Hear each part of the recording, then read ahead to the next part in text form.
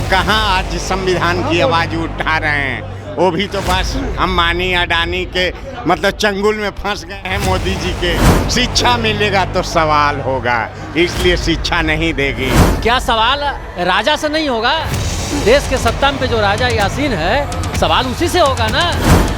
अच्छा, वो तो मोदी जी भी अच्छे दिन का घोषणा किए थे। नहीं, बिहार कहाँ बुला रहा है? उनको सीट चाहिए, सत्ता में बने रहने का सुख चाहिए, वीआईपी सुरक्षा चाहिए।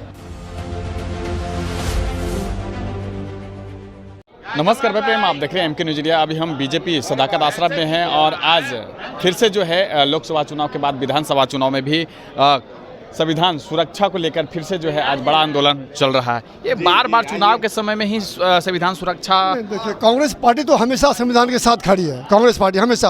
और हमारे राहुल गांधी, माननीय राहुल गांधी जी जो है, जब तक राहुल गांधी जिंदा है तब तक समझे संविधान जिंदा है, वरना और कोई पूछने वाला नहीं है। कोई भी पार्टी के नेता SC ST के नेता हैं, वो चुपचाप बैठे हुए हैं डर से कि कहीं हमको हटाना। कौन SC ST की जो नेता हैं, MP लोग, बीजेपी जितने हैं SC ST बहुजन की, वो कहाँ आज संविधान की आवाज़ उठा रहे हैं। वो भी तो बस अंबानी अडानी के मतलब चंगुल में फंस गए हैं मोदी जी के। ये कहाँ कर रहे हैं, कोई आवाज़ उठा रहे हैं? का उपकार कर रहे हैं, बड़ा बड़ा घोषणाएं कर रहे हैं। कौन घोषणाएं कर रहे हैं? कैसे चिराग पासवान, जीताराम मांझी। अच्छा, वो तो मोदी जी भी अच्छे दिन का घोषणा किए थे। अच्छे दिन कहाँ आया? अच्छे दिन आ गया। ये अच्छे दिन है कि आज ये घूस करके पार्क में जिस तरह से निर्मम हत्या होती है, और ये अच्छा दिन ये है। पुलवामा कांड हुआ, ये जो पहलगांव का हुआ है। सुरक्षा व्यवस्था कहाँ गई थी? 1.5 घंटे तक गोली चलती रही, पेशेंट चिल्लाते रहे। जिसका मर्डर हुआ था, जिसको गोली लगी थी, वो चिल्लाते रहे। सुरक्षा व्यवस्था कहाँ चली गई? उस समय तत्काल क्यों नहीं पहुंची? और जहाँ 1000-2000 आदमी मौजूद हों, उस जगह सुरक्षा व्यवस्था पहले से क्यों नहीं थी? ये मेरा सवाल है सरकार से, भाजपा सरकार से। आप तो बोल रहे थे कि दलितों पर, तो दलितों का कौन सा उनका जो है भोजन छीन लिया गया, कौन सा उनका घर छीन लिया गया? हमारे दलितों का दंगा करके पीटा जा रहा है, ये आपको नहीं दिखाई दे रहा है? नंगा करके पीटा जा रहा है। अब तो आपके सामने दिख रहा है, पूरा देश देख रहा है कि जाति ये किस तरह से। ये देखिए, करनी सेना वाले यूपी में किए हैं। रामजी लाल सुमन जो अति सांसद हैं, जब एक सांसद सुरक्षित नहीं है तो एक आम इंसान कैसे सुरक्षित हो सकता है? ये बहुत गंभीर मुद्दा है। 14 अप्रैल को बाबा साहब भीमराव अम्बेडकर की जयंती थी। 10 जगह दलितों को मारा गया, पीटा गया, मर्डर हुआ है। 10 जगह हुआ है उत्तर प्रदेश में। इसलिए कि तुम अम्बेडकर जयंती मत मनाओ, समझे कि नहीं? जयंती पर इस तरह की बात हो रही है। यहाँ तो 2 विचारधारा के लोग काम कर रहे हैं, पार्टी काम कर रही है। आप कह रहे हैं ना संविधान खतरे में तो है ही, ऑलरेडी खतरे में है। संविधान के अनुसार काम नहीं हो रहा है। जो आरक्षण है उसको लागू नहीं कर रही सरकार। लागू है तभी तो केंद्र में मंत्री हैं, 2 केंद्र में मंत्री हैं। तो मंत्री के बिहार से 2 ही मंत्री तो हैं। बाकी लोग मंत्री नहीं हैं। बाकी जो SC ST OBC के लोग हैं वो मंत्री नहीं हैं, और नौकरी पर नहीं है जी, नौकरी पर नहीं है, नौकरी नहीं। क्योंकि नेता है जीताराम मांझी और चिराग पासवान पे कैसे करें कि नहीं? पासवान के बन जाने से, चिराग पासवान के बन जाने से सभी पासवान का भला नहीं हो जाएगा? सभी SC ST कैसे बोला? कुछ नहीं होगा।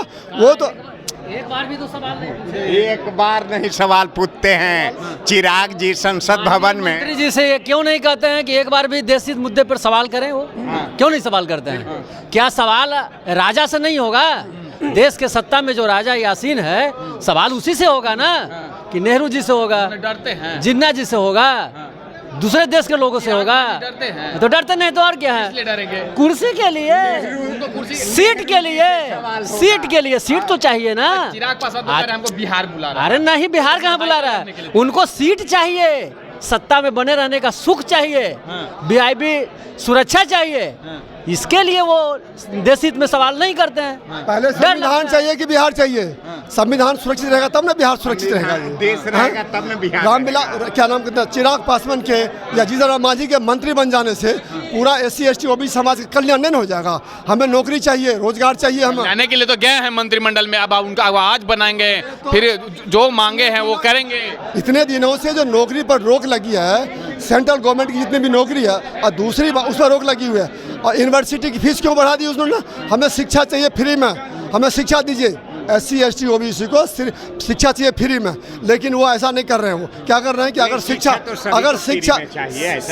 अगर फ्री में देंगे तो हमसे हक अधिकार की बात करेंगे, हमसे जवाब मांगेंगे। इसलिए उन्होंने 5 किलो अनाज देना स्वीकार किया है, फ्री में सब कुछ देना शुरू किया, लेकिन शिक्षा फ्री में नहीं देगी सरकार। ये सरकार की प्लानिंग है। सवाल करेगी, शिक्षा मिलेगा तो सवाल होगा, इसलिए शिक्षा नहीं देगी। यूनिवर्सिटी में आज जिस तरह से JNU हो यूनिवर्सिटी, चाहे जो भी दिल्ली यूनिवर्सिटी, आज धीरे धीरे ध्वस्त किया जा रहा है यूनिवर्सिटी को, और यूनिवर्सिटी को बदनाम किया जा रहा है। JNU को किस तरह से बदनाम की है, ये मोदी सरकार JNU को किस तरह से बदनाम की है, जो कि JNU का शिक्षा का स्तर क्या है जो पूरा देश से छुपा हुआ नहीं है, लेकिन JNU को बदनाम करके रख दी है।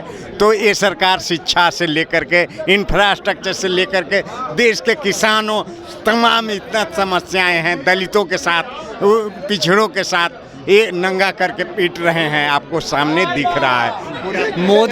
मोदी जी अगर देश को विकसित बनाना चाहते हैं तो पूरे देश में समान शिक्षा लागू करें, ताकि मंत्री, विधायक, ML, MP और गरीब किसान के बच्चे भी एक दरी पर बैठ कर समानता का अधिकार ले सके। बिल्कुल बिल्कुल, ये अगर मोदी जी इसको विकास लाना चाहते हैं तो ये धारा बहाना चाहिए शिक्षा के लिए, कि सबके बेटा एक साथ, सबकी बेटी एक साथ बैठ के समान शिक्षा ले सके, और उसे बेटी हो बस सबका एक साथ, एक समान, किसान की बेटी, चाहे किसान की बेटी हो, राष्ट्रपति हो, प्रधानमंत्री हो और मुख्यमंत्री हो, शिक्षा एक समान, स्वास्थ्य सेवा एक समान, सब होनी चाहिए। आपको नहीं लगता कि अगर समान शिक्षा मिलेगा तो आवाज बुलंद होगी तो सरकार को फिर जवाब देने में कोई दिक्कत नहीं होगी, कोई दिक्कत नहीं होगी। सरकार पर तो सवाल उठेंगे ना। उठने दीजिए। आज भी तो हम लोग सवाल कर रहे हैं, आज भी तो हम सवाल कर रहे हैं। अभी जो हमला हुआ पहलगांव में, इस पे सवाल कर रहे हैं। नेहा सिंह राठौर को आपने देखा, वायरल हो रहा है वीडियो, सवाल किससे होगा? आरोप लग गया, देशद्रोही का आरोप लगा, तो हमें भी आरोप लगेगा। हम आपसे पूछ रहे हैं, सवाल कर रहे हैं, आप हमको भी ले चलिए जेल। कितने को जेल ले जाइएगा? आपके जेल कम पड़ जाएंगे, कितने FIR करेंगे, आपकी कॉपी कम पड़ जाएगी। आप कितने को जेल ले जाएंगे? आपके पास राशन नहीं है खिलाने के लिए, FIR करना है तो एक फॉर्मेलिटी है, डराना है कि आप हम पर सवाल नहीं कर सके। हम तो सवाल करेंगे, देश के राजा आप हैं। अगर आप इसको बात से डर लगता है तो आप आइए हमारे साथ विपक्ष में, आप आवाज बुलंद कीजिए, सत्ता छोड़िए, दूसरा कोई संभालेगा। सत्ता छोड़ दीजिए। हाँ तो क्या कीजिएगा? जब आपके पास सवाल देने का जवाब आंसर नहीं है तो आपको छोड़ना पड़ेगा ना। देश हित जानना चाहती है, घटना कैसे, सुरक्षा में चूक कैसे, इसकी जिम्मेवारी लेते हुए नैतिकता के आधार पर पहले भी मंत्रियों ने इस्तीफा दिया है। आपको इतना सत्ता से क्यों सुख है, क्यों नहीं छोड़ना चाहते हैं? ऐसा क्या चीज है जो आप उससे रसपान कर रहे हैं, उसका सुख लेना चाहते हैं? डेमोक्रेसी में सबको अधिकार है। 10 साल आप चलाया है, 11 साल चला लिए, आप दूसरे को सत्ता दीजिए। आखिरी सवाल रहेगा कि बिहार में भी अब 10वीं बार कहा जा रहा है कि नीतीश कुमार शपथ ग्रहण लेंगे। कौन? आपको ऐसा लगता है? भविष्य बताएगा। अब तो आपको ऐसा लगता है कि नीतीश बाबू सत्ता में है? सही है। यूनिवर्सिटी के बारे में एक बात मैं कहना चाह रहा हूँ। नीतीश जी को गुड बाय हो गया, लास्ट हो गया, आप शपथ ग्रहण उनका बंद हो गया, अब लेंगे हमारे। आप बोले 10वीं बार लें, नीतीश बाबू 100वीं बार शपथ भी ले सकते हैं। उनका जिस तरह की सोच है, बोले थे मिट्टी में मिल जाऊंगा, भाजपा में नहीं जाऊंगा।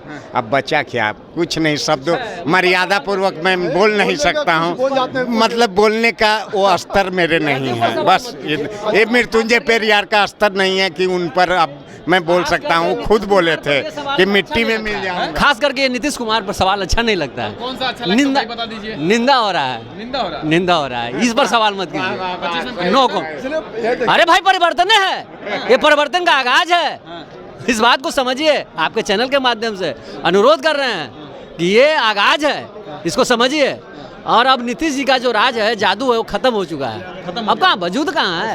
यूनिवर्सिटी देखिए, हमारे साथ कांग्रेस नेता के कार्यकर्ता तमाम थे और आपने देखा कि इन्होंने कहा कि उनका वजूद जो खत्म हो चुका है, अब आगाज हो गया है। 2025 में महागठबंधन की सरकार बननी तय है। अब देखना होगा 2025 में किस तरह से जो है कमल मुरझाती है, तीर उड़ते हैं और तमाम जो पार्टियां NDA के जो हैं कैसे अपने धरातल पर जो है मजबूती बनाते हैं। अब धीरे भी देखना होगा और कांग्रेस जो है अपनी खोई हुई छवि को फिर से 2025 में मजबूत करने के लिए तैयार है। फिलहाल इस घर में इतना ही, देख रहे हैं। धन्यवाद।